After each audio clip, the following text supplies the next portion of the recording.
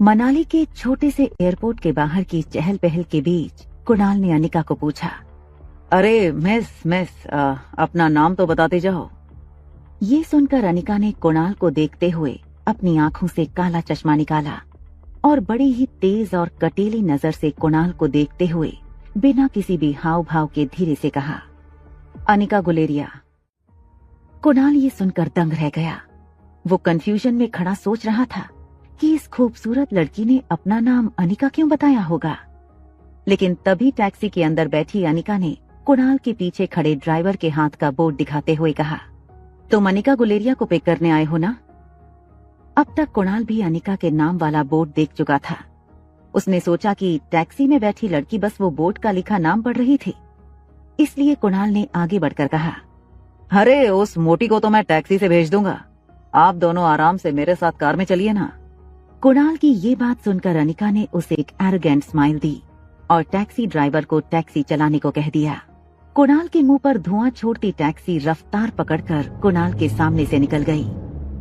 2 पल के लिए कुणाल मायूस हुआ, लेकिन तभी उसे कुछ याद आया, इसलिए हड़बड़ाहट में उसने ड्राइवर के हाथ से बोर्ड लिया और ड्राइवर को कहा, तो फटाफट इस टैक्सी के पीछे जाकर मैडम का पीछा कर और मुझे ये बता कि वो कौन सी होटल में रुकी है। और सुन, उन्हें बिल्कुल शक नहीं होना चाहिए, चल भाग। ड्राइवर झट से गाड़ी निकालकर अनिका की गाड़ी का पीछा करने लगा। एयरपोर्ट से मनाली लगभग 1 से 1.5 घंटे का रास्ता था। रिया ने वापस अपने कान पर हेडफोन्स लगाए और वो टैबलेट पर गेम खेलने में बिजी हो गई। वैसे रिया को देखकर कोई ये नहीं कह सकता था कि वो एक लड़की है। Jeans, sport shoes, T shirt, छोटे बाल और सर पर कैप। रिया की उम्र भले ही छोटी थी, मगर उस पर मॉडर्न टेक्नोलॉजी का काफी ज्यादा प्रभाव था। गेमिंग की दुनिया में रिया स्वीट एंजल के नाम से काफी पॉपुलर थी। रिया को गेम खेलते हुए देख अनिका सोच रही थी कि पता नहीं रिया को मनाली लाकर उसने सही काम किया था या गलत। मोबाइल की रिंग से अनिका अपने ख्यालों से बाहर आई तो उसने देखा कि उसके पापा गौतम बार बार अनिका के फोन पर कॉल किए जा रहे थे। अनिका ने बिना फोन उठाए अपने मोबाइल को साइलेंट मोड पर किया और आंखें बंद कर बैठी रही, मानो जैसे वो आने वाले तूफान के लिए खुद को मन ही मन तैयार कर रही हो। अगले 1 घंटे में अनिका की टैक्सी मनाली की सबसे बड़ी 5 स्टार होटल पैराडाइज इंटरनेशनल में दाखिल हुई, लेकिन उसका पीछा कर रहे राजू को होटल में गेट पर ही रोक दिया। होटल का बेल बॉय अनिका का इंतजार पहले से कर रहा था। अनिका के आते ही बेल बॉय उसका सामान लेकर उसे लिफ्ट की ओर ले गए। होटल का प्रीमियम फर्नीचर, आकर्षित एम्बियंस और वेलकमिंग स्टाफ को देखकर समझ आ रहा था कि क्यों देश विदेश से आए टूरिस्ट मनाली की ये शानदार होटल में रहना पसंद करते थे। बेल बॉय अनिका को लिफ्ट की तरफ ले जाता हुआ बोला कि उसकी बुकिंग प्रेसिडेंशियल स्वीट में है, जो होटल के टॉप फ्लोर पे है। लिफ्ट में दाखिल होते ही बेल बॉय ने 24वें फ्लोर का बटन दबाकर अनिका से कहा, मैडम, इस टॉप फ्लोर पर सिर्फ 2 ही अपार्टमेंट्स हैं, एक आपका और दूसरा है हमारी होटल के मालिक मिस्टर रोहित मारवा का। वो अपने बेटे और छोटे भाई के साथ यहीं रहते हैं। कुछ ही पल में लिफ्ट 24वें माले पे पहुंच गई थी। लिफ्ट का दरवाजा खुलने पर अनिका ने देखा कि ये फ्लोर होटल के बाकी के फ्लोर से ज्यादा सुकून वाला था। इतना सुकून जितना अनिका ने शायद अपने घर में भी महसूस किया हो। अनिका के रूम के पास जाकर बेल बॉय ने कार्ड से दरवाजा अनलॉक किया। वो कार्ड अनिका के हाथ में देकर और सामान वहीं छोड़कर चला गया। रिया अभी भी गेम खेलने में बिजी थी। अनिका रिया को रूम के अंदर लेकर आई और उसने रूम का दरवाजा बंद किया। प्रेसिडेंशियल स्वीट एक काफी लग्जूरियस अपार्टमेंट था। मॉडर्न और कंफर्टेबल बेडरूम, एक शानदार लिविंग एरिया और बड़ी सी बालकनी जहां से पूरा मनाली का नजारा दिखाई दे रहा था।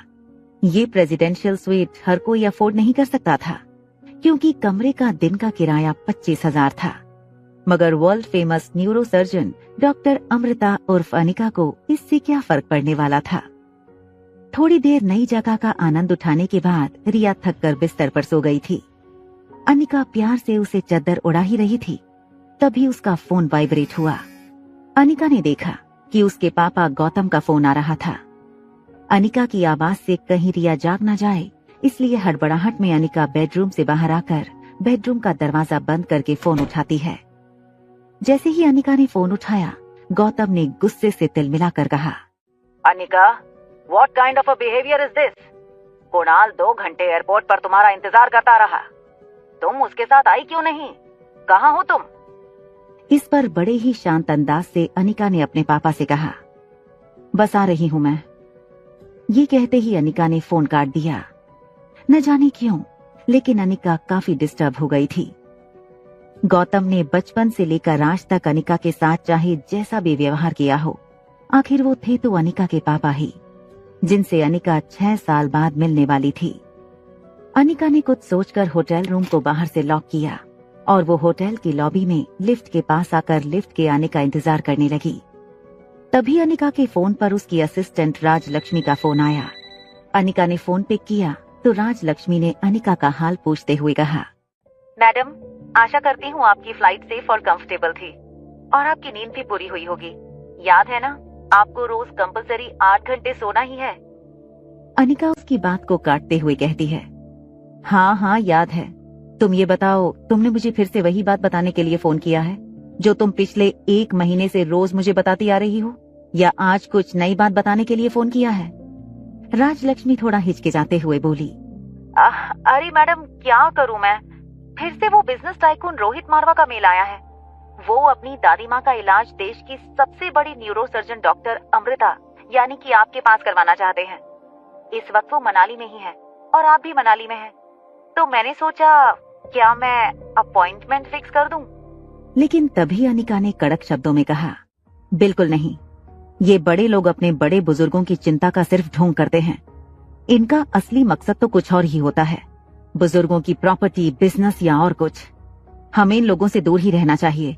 और वैसे भी मनाली आने के पीछे मेरा मकसद कुछ और है। उस मकसद से मैं अपना ध्यान नहीं भटकाना चाहती। और हाँ राजलक्ष्मी, ये मत भूलो कि मैं इस वक्त ऑफिशियल लीव पर हूँ।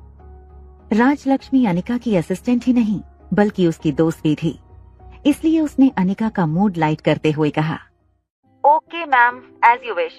मगर एक बात बता दूं, मैंने सुना है ये रोहित मारवा की पर्सनैलिटी काफी डैशिंग है।